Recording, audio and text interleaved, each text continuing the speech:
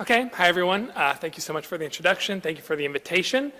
Like you said in the introduction, my name is Jackson. I'm a PhD student at MIT, where I work with Professor Josephine Karstensen, and I want to thank you all for your interest in our research on topology optimization of reinforced concrete beams. I do want to say most of the time we spend in our research is within the structural optimization community. I don't get enough time to talk to people who have a real concrete focus in their research and their practice, so I'm really happy to be here and really interested in what comments you might have for the research that we've been doing together.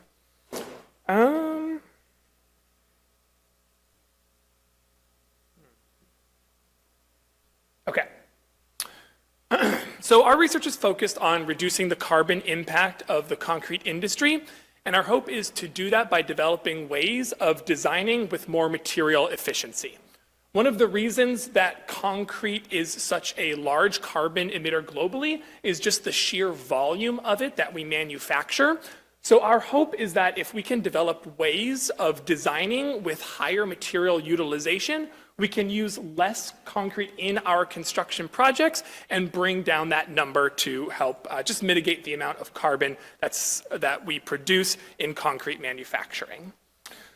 So this sort of thought of reimagining our design process, I think, is very relevant in the context of 3D printing, because 3D printing concrete allows us to achieve such greater complexity in geometry than what we could have done using conventional methods. So with this new advent in construction technology, it's a great opportunity for us to take a step back and sort of reconsider how we do our design.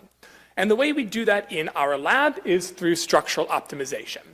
So optimization in this context, I'll just say, it's sort of the process of maximizing structural performance while minimizing material volume using computational methods. So a very basic approach might be to say, if we have this bridge, we can look at every element within the bridge and use a computer to make those elements as small as possible while also making sure the bridge doesn't collapse. This is a more traditional optimization approach, but it's different than what we do in our lab. We use what's called topology optimization, which is the process of optimizing the global connectivity of the structure rather than elements that we give the computer ourselves. So we start off with more of a blank sheet and we define a design space for the computer. And we say within this space you can place material. We'll tell you where the support conditions are going to be and where the loads are being applied. And from just that information alone, the computer is able to derive these highly efficient geometries. So we're not feeding it this initial connectivity, it's generating that on its own. Speaking a bit more rigorously about how the optimization process is done, this is called a continuum optimization because it is quite free form. And what we're doing is we are minimizing the compliance of the system, which is like maximizing the stiffness, while maintaining a static equilibrium and limiting the total amount of volume that can be placed. So the work that I do in our lab is wondering how we can use concrete to make these sorts of structures. Concrete is such a wonderful material because it is so flexible. Whether you're 3D printing it or pouring it into molds, it can achieve this really nice geometric complexity. But as we all know here, it is a very complex material. And we need to make sure our optimization frameworks understand that complexity so they can design appropriately. Most importantly, of course, is that concrete is only effective in compression. So we need to be placing reinforcing steel in the tension zones. So it's really a two material optimization that we need to be developing for this design process. There is a pretty rich history of research in this space. Topology optimization algorithms for reinforced concrete were coming out more than a decade ago and actually still are being published as people sort of improve their methodology. But what's very interesting to me is that researchers are actually building and testing their optimized structures now to see how they can perform against more conventional design methods. So it's a very exciting research space to be a part of and something I'm very happy to be a part of and share with you all here. So the focus of this presentation will be sharing the optimization framework that we developed in our lab, and also sharing the results of an experiment where we use it to design and test physical specimen using this design process. So one thing I do want to say, we did not use 3D printing for the experiment. I just want to be very clear about that. but I do think this sort of design thinking that we're using has really high applicability to the 3D printing space. So that's sort of why I wanted to share these ideas with you here. So our approach for optimizing reinforced concrete is that instead of saying we're going to place a single continuum material within our design space, we also place these truss elements that I'm showing in red that the computer can also control. And by penalizing the stiffness of these elements, we can say that the continuum material is only effective in compression like concrete, and the truss elements are only effective in tension like steel. Another thing we do is we let the computer control where the nodes of these truss elements are placed, which just gives it a bit more flexibility in the designs that it can generate. So using this system, first we move the nodes, then we add and remove the concrete material, and these are the sorts of designs that we come up with. So looking at this design, this is a 2D optimization process. We could sort of extrude this out of plane and say that we've made a basically reinforced concrete truss structure. So that would be a sort of a typical way of manufacturing an optimized design like this.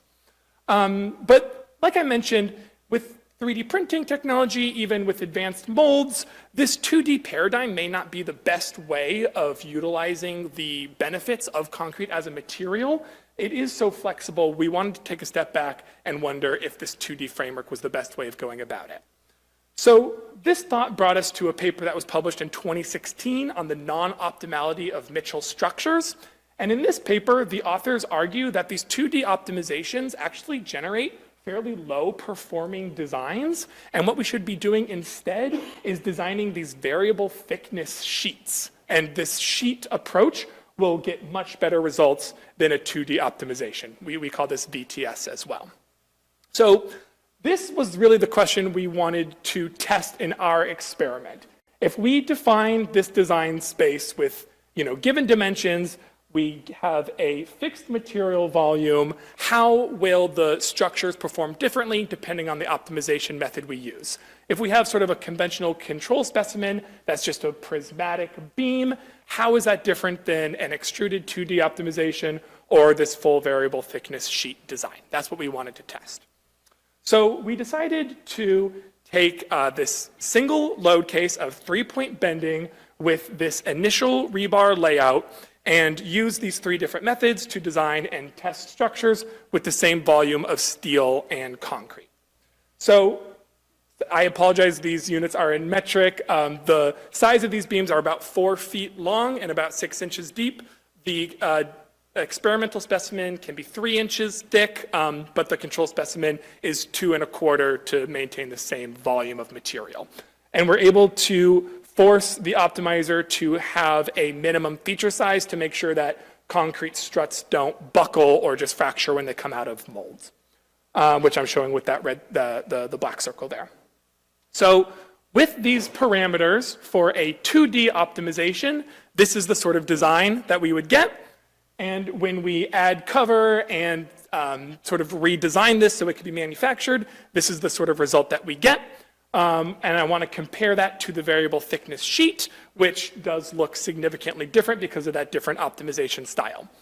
One thing I want to point out about the reinforcing steel I'm showing here, since these are small scale prototype specimen that we're designing, they're only 4 feet, we weren't able to use conventional rebar for the reinforcement because we couldn't get the sizes that we would need. So unfortunately, we had to cut this reinforcing steel out of plates using a water jet cutter, which I know is not optimal by any means or good for the environment, but when we design these for larger scales, our plan is to use conventional rebar. So we had to add this corrugation to make sure there was mechanical interlock between the materials, and that's why it looks the way it does. So here are those designs just from a perspective showing how the steel would sort of interface. And I want to just really directly compare the material volumes. Since we did have to add concrete cover and we did have to add that anchorage to the steel, the volumes of material aren't exactly the same between the 3 designs. But if you just look at sort of the structural volumes, they are quite similar and quite comparable. So that was a little bit of a step we had to go through to make these designs manufacturable. And like I said, we decided to mill molds that could be two-part molds that could be put together and filled from the top to actually manufacture our concrete specimen. So this is what one of the molds looks like when it was done being milled. Here are the two experimental design molds next to each other. Here's what it looks like when we put that cut plate steel into the mold, so you can see the comparison. And here's what it looks like when the concrete actually comes out. We were really happy with the sort of fidelity we were able to get in the fabricated structures. We made 3 of each design, the 2D variable thickness and the control specimen, which again is just prismatic. And we tested all of these for failure, until failure, while measuring the displacement at the center point. Okay, so here are the results that we got from our test. The blue and the red are the experimental specimen, while the yellow is the control. And the first thing you'll see from these plots are that the experimental specimen were able to achieve much higher load than the control, about 36 to 42% higher maximum load. So we were really happy with those results. And if you look at the specimen after failure, you can see that they crack at different points and fail at different points, which kind of suggests the material is being well utilized throughout the beam. Another thing that I wanted to point out is we got high ductility in our designs, which we were really happy with. We weren't sure if punching holes in our beams was going to make them crack or fail in sort of undesirable ways, but we were really happy with the ductility that we got. And I also wanted to point out the stiffness within the linear range of these beams. So we are doing a stiffness optimization. The higher the stiffness, the better that these have performed, sort of as a metric of our optimization. So the results that we got were a little bit confusing at first, because you'll see for the low loads, the control specimen actually had much higher stiffness than the experimental specimen, which is not what we were hoping would have happened. But I do want to point out that the variable thickness sheet design was higher stiffness than the 2D design, which sort of confirms the hypothesis that we had, which is that the varying thickness sheet would be better than the 2D optimization. But the control results were confounding to us at first, but of course we realized the reason this happens is the material model in our optimization assumes that concrete has no stiffness in tension at any point. But in reality, before the concrete has cracked, it contributes to stiffness quite significantly. So since the control specimen does have concrete in the middle of the beam, it is stiffer within that linear range. So we're sort of considering whether in future models to account for that, or to just say it's okay because we want to be optimizing for crack stiffness anyway. So that's sort of a question for us for the next steps.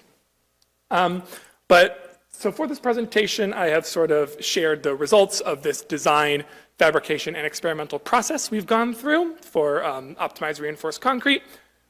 We did find that we were able to improve maximum load on our optimized beams, even though we are maximizing for stiffness during our optimization. And we found that this varying thickness approach had better results than a more conventional 2D optimization. But we did find the control specimen had high stiffness at first.